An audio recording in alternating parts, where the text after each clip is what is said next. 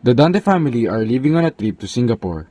Everyone is excited as this is their first trip outside the country. Guys, be sure of all the needed stuff for our stay in Singapore. Secure your passports and tickets. Don't bring too much clothes, huh? Just bring enough for our 1 week stay. We begin with breaking news out of the Philippines, where a magnitude 7.1 earthquake has hit the north of the country. There was an earthquake this morning. I didn't even felt it.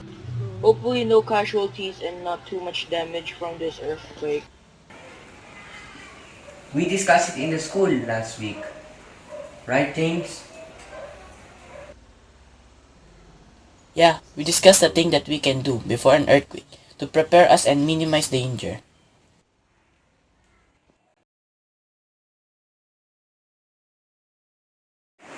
Make sure you have fire extinguisher, first aid kit, flashlight, a battery-powered radio, and extra batteries at home. Learn first aid if you can. Knowing how to perform first aid may come in handy, especially in an emergency. Learn how to turn off the gas, water, and electricity. This is to avoid explosion or being electrocuted if an actual earthquake occurs. Make up a plan of where to meet your family after an earthquake. Don't leave heavy objects on shelf cause they might fall during an earthquake. Anchor heavy furniture, cupboard, and appliances to the wall or floor. Learn the earthquake plan at your school or workplace. Keep a list of emergency phone numbers. I didn't know there's a lot of things to do before an earthquake. Yes, so be sure to remember them. Guys, big week in packing or else we're gonna be late.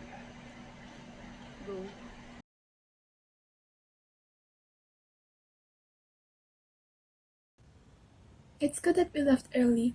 At least we have spare time and we don't need to think of not making our flight on time. Guys, if you're hungry, you could go and grab something to eat. We still have lots of time before we on board.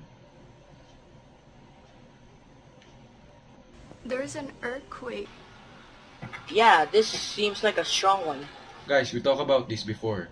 Remember what Mom and I told you to do during an earthquake?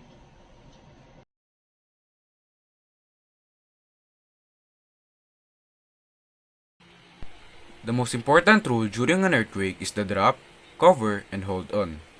The first thing to do when an earthquake occurs is to drop down onto your knees and hands before the earthquake knocks you. This is to prevent you from falling but still allows you to move if needed.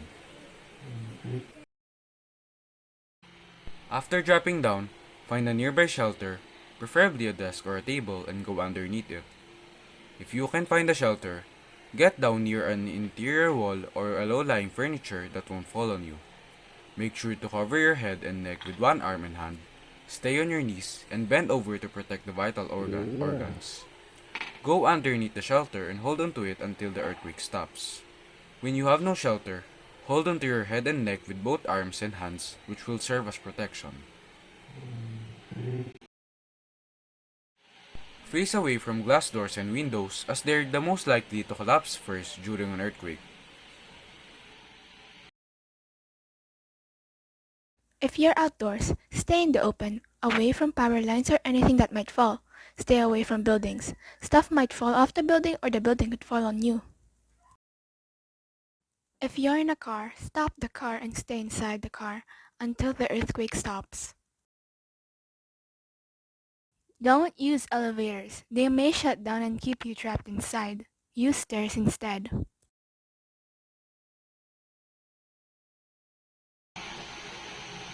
Is everyone okay? That was a strong earthquake.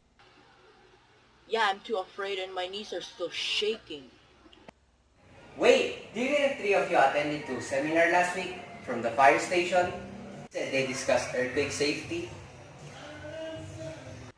Did they mention what we should do after an earthquake?